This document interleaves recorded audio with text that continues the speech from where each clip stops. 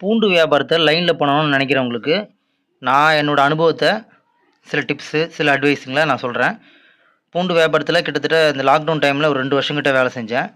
அதில் லைன் வியாபாரத்தில் கிராமங்களுக்கு போய் வேலை செஞ்ச என்னோடய அனுபவங்கள் சில பிரச்சனைகள் எல்லாத்தையும் கூட பகிர்ந்துக்கிறேன். பூண்டை பொறுத்த வரைக்கும் நான் சென்னையில் இருக்கிறதுனால சென்னையில் எங்களுக்கு பாரிஸு கோயம்பேடு மார்க்கெட்டில் போய்ட்டு வாங்கிட்டு வருவோம்.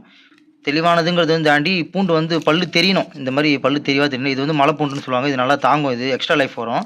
இது சாதாரண பூண்டை விட ஒரு 50 ரூபா 70 ரூபா எக்ஸ்ட்ரா இருந்தாலும் இந்த மாதிரி பூண்டு வாங்கி நீங்கள் வியாபாரம் பண்ணிங்கன்னா ஒரு 2 நாள் ஒரு நாள் லைனுக்கு போயிட்டு மீந்துச்சுன்னா கூட இந்த பூண்டை வச்சு வியாபாரம் பண்ண முடியும். ஆனால் சில வகை பூண்டுகள் இருக்குது. அது கொஞ்சம் பார்க்குறதுக்கு விலை கம்மியாக இருக்கும் தெரியும்.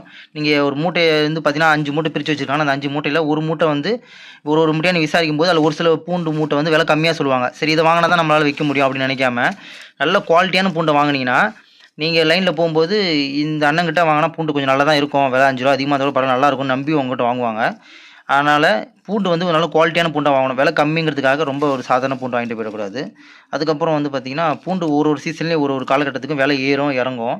விலை இறங்குது அப்படிங்கிறதுக்காக அதிகமாகவும் விலை ஏறுதுங்கிறதுக்காகவும் அதிகமாகவும் அந்த மாதிரி அதிகமாக வாங்கிடக்கூடாது. பூண்டு விலை ஏறுச்சுனாலும் இறங்கிச்சினாலும் எப்போ நம்மளுக்கு என்ன ஆகும்னு சொல்ல முடியாது. அதனால் எப்போவுமே கொள்முதல் அப்பப்போ தேவையானது மட்டும் தான் வாங்கணும். நான் வாங்கிட்டு ரொம்ப கடைசி நேரத்தில் ரொம்ப கஷ்டப்பட்டுட்டேன். அந்த பூண்டு கொஞ்சம் ஆஃபரில் ரேட்டு ரொம்ப கம்மியாக கிடச்சின்னு சொல்லிட்டு மூட்டையை ஃபுல்லாக பிரித்து பார்க்க முடியல. அதில் மூட்டை மேலோட்டமாக பார்க்கும்போது கொஞ்சம் நல்லா இருக்குமா தெரிஞ்சுது. வீட்டுக்கு 2 நாள் ஸ்டாக் வச்சுட்டு 3ஆவது நாளுக்கு அப்புறம் எடுத்துகிட்டு போகலான்னு பார்க்கும்போது அதில் ஏகப்பட்ட கழிவுகள் ஏகப்பட்ட நஷ்டம் ஆகிடுச்சு. அந்த மாதிரி சில பூண்டு சில நேரத்தில் லாபத்தினால் நல்லா தூக்கியும் விட்டுரும். சில நேரத்தில் நம்ம லாபம் கையை கடிக்கிறதுக்கும் ஆகிடும். இந்த பூண்டு எனக்கு ரொம்ப பிடிச்ச பூண்டு. நான் வியாபாரம் பண்ணதில் இந்த பூண்டு எனக்கு நல்ல லாபம் கொடுத்துச்சு. இந்த பூண்டு நல்ல லாபமும் நல்ல பேரும் கொடுத்துச்சு. இந்த பூண்டு இப்போ லைனில் போகும்போது பார்த்திங்கன்னா ஒரு 10 பேர் 20 பேர் வராங்கன்னா அதில் ஒரு சில 2 பேர் தான் விலை கம்மியாக வேணும், இந்த பூண்டுலாம் எனக்கு வேண்டாம், விலை கம்மியில் கொடுங்கன்னு சொல்லி எதிர்பார்ப்பாங்க. ஆனால் மிச்சம் நல்ல காசு கொடுத்து நல்ல பொருளாக வாங்கணும்னு நினைக்கிறவங்களுக்கு இந்த மாதிரி பூண்டு ரொம்பவே பிடிக்கும். இந்த பூண்டு 5 ரூபா 10 ரூபா எக்ஸ்ட்ரா இருந்தாலும் விலை கம்மி பண்ணி கேட்பாங்க. நீங்கள் வரவே வராதுன்னு சொல்லி ஸ்ட்ரிக்டாக சொன்னீங்கன்னா இந்த மாதிரி பூண்டை கொஞ்சம் வாங்கிட்டு போவாங்க. வாங்கிட்டு போனாலும் அடுத்த தடவை திருப்தியாக முகம் சொல்லிக்காமல் உங்கள்கிட்ட வாங்குவாங்க. நீங்கள் விலை கம்மின்னு சொல்லிட்டு ஒரு நல்லா இல்லாத பூண்டை கொடுத்துட்டு போனீங்கன்னா அடுத்த தடவை உள்ளேருந்து வெளியே வரவே மாட்டாங்க உங்கள்கிட்ட பூண்டு வாங்குறதுக்காக. அது மாதிரி பூண்டு வாங்குறதுல இந்த மாதிரி விஷயங்களை கவனிக்கணும்.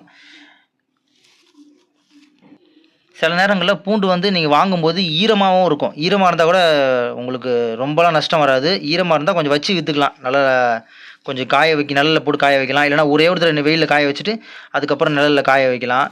அதுக்கப்புறம் விற்கலாம். நீங்கள் ரொம்ப காய்ச்சலான பூண்டு வாங்கிட்டு வந்தீங்கன்னா உடனே விற்றுடணும். ரொம்ப ஸ்டாக் வச்சுலாம் விற்க முடியாது, உடனே விற்றுடணும். அதே போல் பூண்டு நீங்கள் வாங்கிட்டு வரும்போது மேக்ஸிமம் நீங்கள் வாங்கிட்டு வந்தது அப்படியே வியாபாரத்துக்கு எடுத்துகிட்டு போக முடியாது. எடுத்துகிட்டு வீட்டுக்கு எடுத்துகிட்டு முதல்ல பூண்டை மொத்தத்தையும் கீழே கொட்டி ஒரு முடிஞ்ச அளவுக்கு பூண்டை மேலோட்டமாக சொத்தை இல்லாதது ஒரு சிலதை அப்படியே மேலோட்டமாக தோலை உரித்து கை பார்த்து எடுத்துகிட்டு போனீங்கன்னா உங்களுக்கு அங்கே வியாபாரம் பண்ணுற நேரத்தில் டைமிங் மிச்சமாகும். இந்த மாதிரி 1-2 கம்பல்சரி வரதான் செய்யும். அதை லைட்டாக கொஞ்சம் எடுத்துகிட்டு அதேமாதிரி முழு தோலோடு போடாமல் கொஞ்சம் ஒரு தோலாவது உரிச்சிட்டு நீங்கள் போட்டிங்கன்னா உங்களுக்கு அங்கே வியாபாரம் பண்ணுறவங்க கடற்கடன்னு பார்த்துட்டு டக்குன்னு வாங்கிப்பாங்க. இல்லைனா அவங்க அங்கே நேரத்தில் உரிச்சிட்டு உங்களுக்கு டைம் வேஸ்ட் ஆகும். நீங்கள் கடற்கடை இருக்கிற அந்த கொஞ்சம் டைமுக்குள்ளே நீங்கள் அடுத்த இடத்துக்கு போகணும். அப்படிங்கிறதுனால வீட்டிலேயே அந்த சின்ன சின்ன வேலையெல்லாம் பார்த்துடணும். இந்த மாதிரி பூண்டு இருக்குது பார்த்தீங்களா, இது கொஞ்சம் ரொம்ப தோல் உரிக்க தேவையில்லை. இது ஓகே தான். சில பூண்டு பார்த்தீங்கன்னா தோல் ரொம்ப மூடி இருக்கும், அது தெரியவே தெரியாது. அதனால் அதெல்லாம் கொஞ்சம் மேலோட்டமாக தோலை உரிச்சிட்டு ஒரு சில பல் இந்த மாதிரி ஏதாவது டேமேஜ் இருந்துச்சுன்னா அதெல்லாம் க்ளீன் பண்ணிவிட்டு எடுத்துகிட்டு போனீங்கன்னா உங்களுக்கு அங்கே வாங்குறவங்க டைம் சேவ் ஆகும். உங்களுக்கு முதல்ல பூண்டு வியாபாரத்துக்கு போகிறவங்க வெறும் பூண்டு மட்டும் எடுத்துகிட்டு போகாமல் கூடவே கொஞ்சம் புளியையும் எடுத்துகிட்டு போகலாம். புளி பார்த்திங்கன்னா ரொம்ப கருப்பு இல்லாமல் நல்லா கோல்டன் கலரில் இருக்கிற மாதிரி கையில் நல்லா சதை புளி மாதிரி இருக்கணும். அந்த மாதிரி புளி எடுத்துகிட்டு போனீங்கன்னா அதுவும் விற்கும். விலை பார்த்திங்கன்னா மேக்ஸிமம் புளி மட்டும் கொஞ்சம் விலை கம்மியாக எடுத்துகிட்டு போங்க. அதில் கொட்டை இருந்துச்சுன்னா வீட்லேயே கொஞ்சம் கொட்டையை எடுத்துகிட்டு கண்ணில் உடனே பார்த்தோன்னா கொட்டை தெரியாத அளவுக்கு ஓரளவுக்கு பார்த்து எடுத்துகிட்டு போனீங்கன்னா வேலை சீக்கிரமாக நடக்கும். இன்னும் நிறைய விஷயங்களை நான் அப்பப்போ அடுத்த வீடியோங்களை தெரிவிக்கிறேன். ஏதாவது டவுட் இருந்தால் இதில் கேளுங்க. இதுக்கும் சேர்த்து நான் அடுத்த வீடியோவில் அவங்களுக்கு அது பதில் சொல்லிடுறேன்.